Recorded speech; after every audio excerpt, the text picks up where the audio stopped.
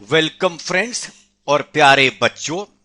अभी तक हम लोगों ने नीट में आए हुए क्वेश्चंस के बारे में थ्योरी और वीडियो थोड़ी पढ़ लिया और उसके बाद हमने जो क्वेश्चन पिछले साल नीट में आए हमने उनको भी आपने एक बार स्टडी कर लिया, जिससे आपको आइडिया लग गया कि यार इतना मुश्किल नहीं था आपके पास डायमेंशनल एनालिसिस के क्वेश्चंस में नंबर लाना। और आप देख सकते हैं कम से कम एक और अधिकतम कई बार दो दो क्वेश्चन उसमें आए हुए हैं। अब मैं यही बात जेईई वालों के लिए भी निकाल रहा हूं। याद रखिए, जेईई और नीट इन दोनों एग्जामिनेशंस की कंडक्टिंग एजेंसी एक ही है, नेशनल टेस्टिंग एजेंसी एनटीए। तो अब क्या है, जिसने और अच्छे तरीके से नीट करना है वो पिछले वर्षों के जेईई के वो क्वेश्चन जिसमें एक्स्ट्रा मैथमेटिक्स इन्वॉल्व नहीं है उनको करते चलेंगे तो उनकी तैयारी और अच्छी होती जाएगी। तो अब मैं आपके सामने जेईई के क्वेश्चंस को डिस्कस कर रहा हूं। ये 2021 के आए हुए क्वेश्चन हैं। हालांकि 2021 में ये 4 पेपर आपके सामने फरवरी में हुए हैं और कुछ पेपर 4 दिन तक कुछ पेपर मार्च में भी हुए हैं, फिर अप्रैल में होंगे, फिर मई में होंगे। उन सबको जैसे ऐसे समय आएगा मैं आपके सामने कोशिश करूंगा अधिक से अधिक क्वेश्चंस का वीडियो आपको देता रहूं। लेकिन आइए फिलहाल हम शुरू करते हैं 2021 में आए हुए इस क्वेश्चन से। देखिए, work done by the gas molecule in an isolated system is given by W is blah blah blah, X is displacement और K बोल्ट्जमैन कांस्टेंट है। अब alpha beta are constants, dimension of beta आपको निकालनी है। अब ध्यान दीजिएगा, इसमें हमारा लॉजिक, जिन लोगों को ये करना आ चुका हो, मेरे सभी वीडियोस के क्वेश्चंस वाले वीडियोस को करने का मैंने आपको तरीका बताया। सबसे पहले क्वेश्चन देखिए, यदि आपसे खुद हो रहा हो तो आप आराम से उस क्वेश्चन को कीजिए। यदि नहीं हो रहा हो तो मैं उसके बाद आपको छोटी सी हिंट दूंगा कैसे क्वेश्चन को करना है। उसके बाद आप स्वयं करने की कोशिश कीजिए, फिर से वीडियो पॉज कर दीजिए। और जिन लोगों से उसके बाद भी नहीं निकले उनको मैं डिटेल्ड सॉल्यूशन दूंगा। अगर पहली बार आपसे खुद ही आ गया तो आपको क्वेश्चन ऑलरेडी आता है, लेकिन यदि मेरी हिंट के बाद भी आ गया तो भी आपको काफी हद तक आता है। और सॉल्यूशन अगर मुझे देना पड़ा आपको, इसका मतलब अभी कुछ कमी आपके साथ चल रही है। आइए, तो जिनको आ गया है वो निकालने का जुगाड़ शुरू करें। अब जिनको नहीं आया जिनको आ गया वो तो वीडियो को यहीं पॉज कर दें।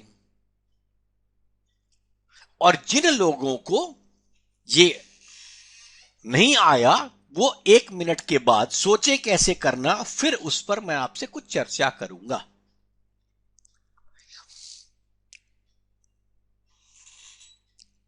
चलिए, अब मैं आपको बताता हूं हमने करना कैसे है। देखिए, आप सोचेंगे बोल्ट्जमैन कांस्टेंट का, टेम्परेचर का कितने सर हमें डायमेंशन याद करने पड़ेंगे। हालांकि इसकी ऑप्शन आप देखेंगे यहां पर तो आपके पास टेम्परेचर का केल्विन है ही नहीं। तो कहीं आप सोचे कि बिना केल्विन के कैसे निकलेगा सर बोल्ट्जमैन का टेम्परेचर, बोल्ट्जमैन कांस्टेंट। आपको याद ये होना चाहिए कि एनर्जी कितनी होती है, 3/2 kT। इसका मतलब बोल्ट्जमैन कांस्टेंट इनटू टेम्परेचर एक एनर्जी की डायमेंशन के बराबर होता है। पहली कॉन्सेप्ट आपका ये यूज होना है। दूसरा कॉन्सेप्ट, कभी भी किसी एंगल के लिए साइन कॉस टैन के अंदर जो एंगल है वो डायमेंशनलेस होता है, नंबर एक। दूसरा, एक्सपोनेंट के ऊपर, ई के ऊपर जो पावर है एक्सपोनेंशियल, मतलब किसी का भी एक्सपोनेंट हमेशा पावर कोई भी डायमेंशनलेस होना है। इसका मतलब x² अपॉन अल्फा KT का डायमेंशन 0 होना चाहिए। तो KT का डायमेंशन तो आपको पता लग गया, एनर्जी का है, तो अल्फा इनटू एनर्जी का डायमेंशन x² के बराबर होना चाहिए। इससे आप आराम से अल्फा का डायमेंशन निकाल लेंगे। आई रिपीट फिर से, क्योंकि एक्स स्क्वायर अपॉन एल्फा के टी का डायमेंशन लेस होना जरूरी है, इसलिए आपको पता है के टी का डायमेंशन एनर्जी का डायमेंशन है, तो energy into alpha should be equal to x square in dimension, उससे आप एल्फा निकाल लेंगे। और एक बार आपको एल्फा निकल जाएगा तो आपको पता है एल्फा इंटू बीटा स्क्वायर को वर्क के डायमेंशन के बराबर होना चाहिए, उससे आप आराम से बीटा स्क्वायर निकाल लेंगे। बस ये लॉजिक है। आपको आ गया है तो फिर से वीडियो पॉज करके स्वयं करने की कोशिश करें। और जिनको अभी भी नहीं आया वो अब मेरे साथ लगे, आइए मैं आपको करके दिखाता हूं। एनर्जी देखिए केटी है, और आपको पता है एनर्जी इंटू एल्फा की डायमेंशन एल स्क्वायर के बराबर होनी चाहिए, क्योंकि आपको पता है एक्स डिस्प्लेसमेंट है और डिस्प्लेसमेंट की डायमेंशन एल स्क्वायर होती है। तो आपको यहां से एल स्क्वायर दोनों में कैंसिल हो जाएगा, एल्फा एम माइनस 1t2 आ जाएगा। तो एल्फा मेरे पास आ गया। अब वर्क की dimension alpha into beta square होनी चाहिए। अब आपको वर्क की डायमेंशन मालूम है ml2t माइनस 2 है, ये किसके बराबर है, एल्फा इंटू बीटा स्क्वायर के। तो अब एल्फा की वैल्यू यहां पर सब्स्टिट्यूट कर दिए m माइनस 1 t2, अब मैंने वैल्यू पुट कर दी। अब आप देख सकते हैं बीटा स्क्वायर के लिए, अब आप देख सकते हैं m स्क्वायर बन जाएगा यहां पर। अब m स्क्वायर होते ही आपको क्लियर हो जाना चाहिए कि मेरे पास आंसर कहां से आ जाएगा आराम से। m इधर है, m माइनस 1 इधर है, तो m स्क्वायर बन जाएगा, लेकिन वो बीटा स्क्वायर है, इसका मतलब m की पावर 1 आनी है।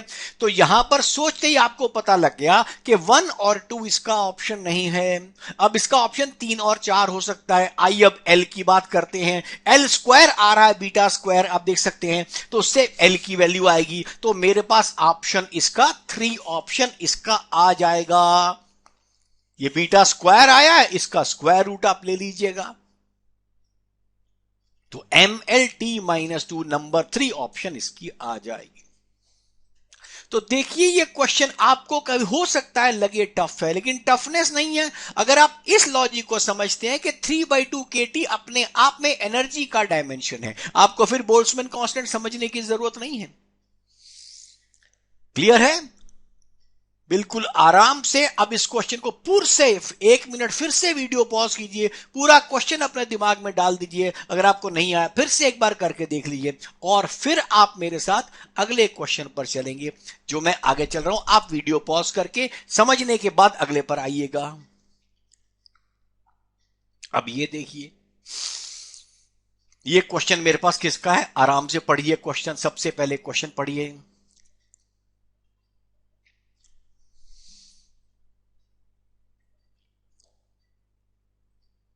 आशा है क्वेश्चन आपने पढ़ लिया होगा। टाइम पीरियड का फॉर्मूला मेरे पास है, मीटर स्केल दिया है, उसकी मिनिमम डिवीजन 1 मिलीमीटर की है और 1 मीटर का मेरे पास स्केल है।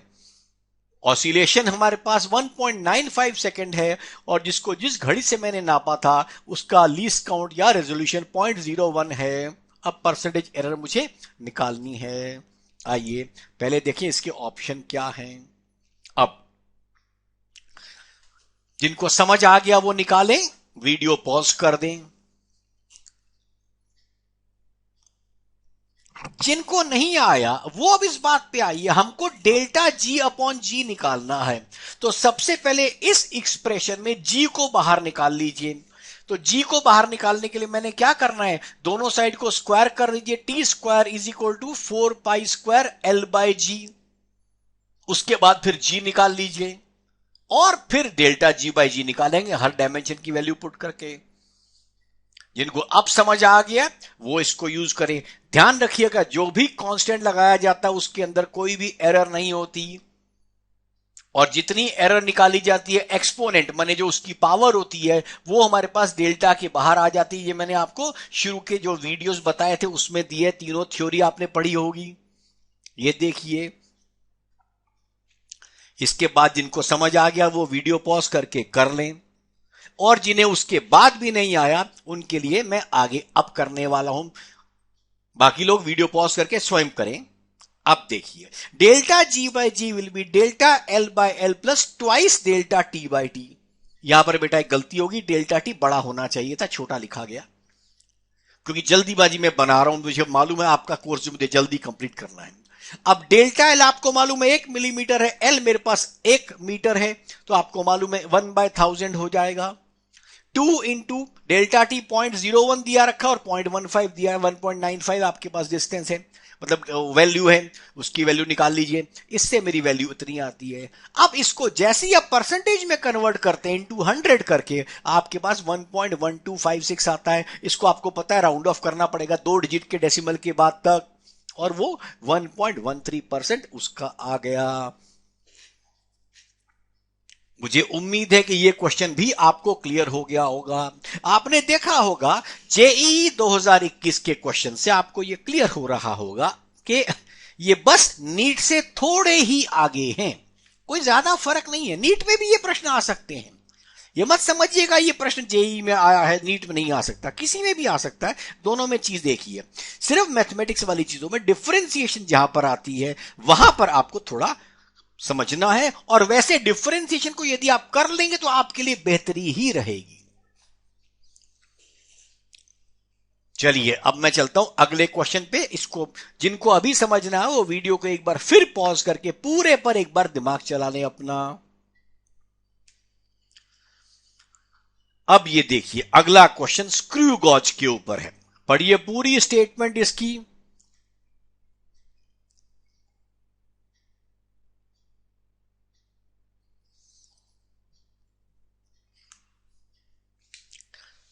पढ़ लिया आपने? पिच दिया है मुझे स्क्रू गेज का 1 मिलीमीटर का, 100 डिविजन है मेन स्केल पे। और इसने दूसरी बात देखिए कहां कहा, जब उसने कहा nothing is put in between the jaws, मतलब बीच में कुछ नहीं है, तो जीरो कहां लाई करता है, 8 division below the reference line. फिर आपने जॉज में रेफरेंस लाइन की जगह पर आपने एक वायर को रख दिया, और अब कहता है first linear scale is visible. First linear scale कौन सा है, 1 मिलीमीटर वाला, याद रखिएगा। और कहता है अगली बारी उसका जो है 72nd सर्कुलर स्केल को वो मैच कर रहा है। आपसे क्या पूछ रहा है, ध्यान दीजिएगा, पूछा है आपसे रेडियस ऑफ द वायर। आइए जिनको समझ आ गया हो सीधा इसको कोशिश करें शुरुआत करने की।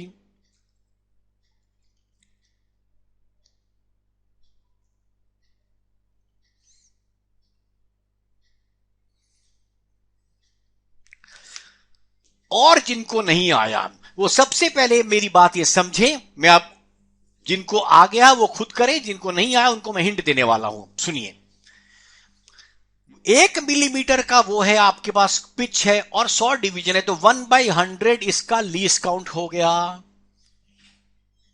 1/100 आपका लीस्ट काउंट हो गया। और आपको मालूम है एक स्केल तो पूरा है ही है मेरे पास 1, उसके बाद 72nd के ऊपर आपने लिया है, तो 72 इंटू 1/100 आपके पास लीस्ट काउंट से मल्टीप्लाई आपको करना पड़ता है।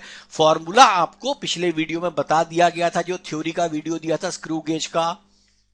अब रही बात जीरो एरर की, देख रहे हैं आप, जीरो एरर की। अब वो कहता है शुरुआत में ही 8 डिवीजन बिलो है, तो आपको पता ही ये पॉजिटिव एरर कहा जाता है। या लॉजिकली समझना चाहे तो भी समझ सकते हैं कि 8 नीचे था, इसका मतलब असली रीडिंग इसके 8 कम होनी चाहिए, उस तरह समझ लीजिए।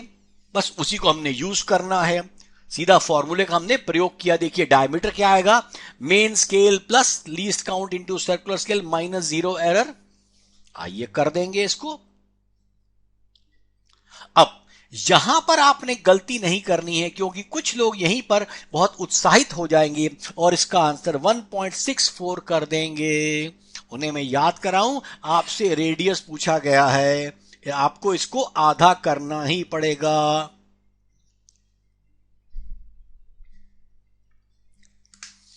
इसलिए अब इसका उत्तर इसका आधा करेंगे, 0.82 मिलीमीटर इसका आंसर आ जाएगा सर।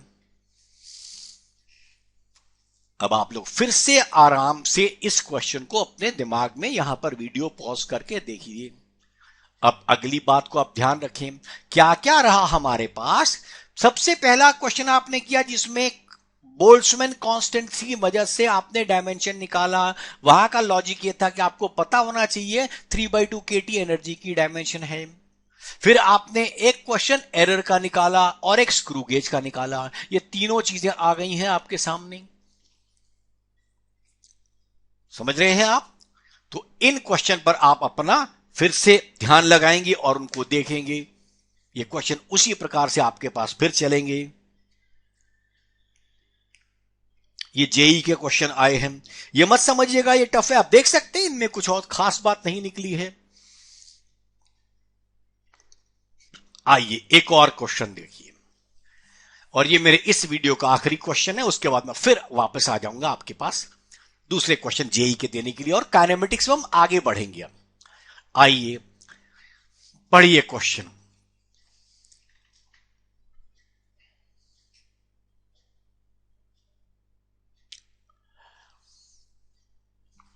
ऑप्शन देखिए, जिनको समझ आ चुका है क्या करना है वो करना शुरू कर दें, वीडियो को यहीं पर पॉज करके।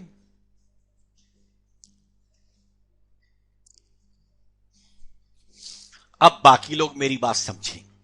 देखिए, हो सकता है आपके दिमाग में आए सर ये E²/4πε0 आपने 1/4πε0 की डायमेंशन उस वीडियो में दी थी याद करने के लिए, ये Q² भी मैं टंटा करूंगा। तो याद रखिए अब ध्यान से, दरअसल E²/4πε0 ये पूरा तो बेटा फोर्स इंटू R² बनेगा ना। कूलम्स लॉ क्या था, F = 1/4πε0 Q²/R²। तो आपको Q²/4πε0 आपके लिए क्या बनना है, वो तो सीधा F × R² बनना है। ये लॉजिक लगाना है यहां पर, कोई मेहनत नहीं करनी, F × R²। अब रह गई बात HC की। एच आपको मैंने कहा था प्लैंक्स कांस्टेंट रट लीजिएगा, अगर नहीं भी रटा तो आपको फिर से बताता हूं। आपको पता है hc/λ एनर्जी होती है, h न्यू एनर्जी होती है ना जी। तो इस तरह hc/λ भी एनर्जी होगी, तो hc क्या बन जाएगा, एनर्जी इंटू लेंथ। बस अब एनर्जी इंटू लेंथ आपको पता है, फोर्स इंटू R² ऊपर आपका आ गया, बस उसको यूज कर लेना है आपने। जिनको समझ आ चुका है वो वीडियो को पॉज करें और स्वयं फिर अप करने के दूसरे स्टेज पे शुरू करें।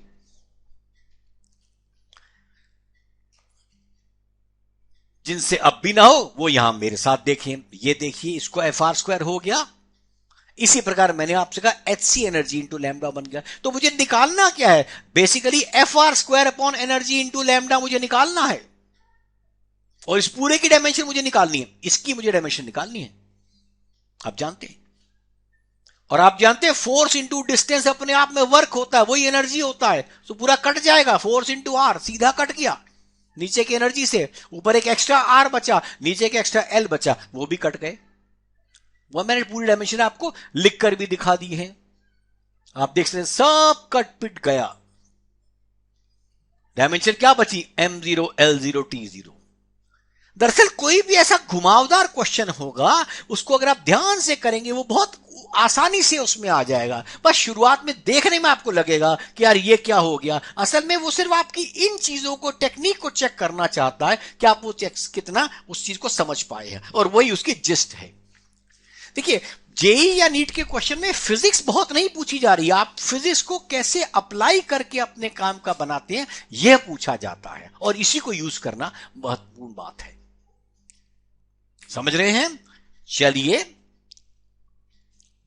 आज के लिए इतना ही काफी इस वीडियो तक। इसके बाद जरूरत पड़ेगी मैं एक वीडियो आपको और देने की मेरी इच्छा है, लेकिन वो तभी अगर आप लोग मुझे कहेंगे एक वीडियो आपको और चाहिए होगा, तो मैं जेई और नीट के क्वेश्चन का मिक्स दे दूंगा। और लेकिन साथ ही साथ हम लोग काइनेमेटिक्स की तैयारी पर हम आगे चलेंगे, क्योंकि इससे अगला टॉपिक काइनेमेटिक्स है। उसके भी हमें ध्यान दीजिएगा कि नीट में कम से कम एक या दो क्वेश्चन उसके आते ही आते हैं, एक 1 डायमेंशन से, 2 डायमेंशन या सर्कुलर से। तो 8 नंबर आपके पास पूरी काइनेमेटिक्स के होते हैं, वो भी हमने अपनी जेब में डालने हैं। अब आपकी पढ़ाई का तरीका ये होना चाहिए, ये नंबर मेरी जेब में घसते गए, बस इतना ही ध्यान रखिएगा। चलिए, that's all for the day. Enjoy and relax. Tell your friends to use it. ताकि मेरी भी मेहनत सफल हो और आपको भी आनंद आए। आप बीच में जहां पर भी आपको आवश्यकता लगे मुझसे प्रश्न पूछ सकते हैं। धन्यवाद।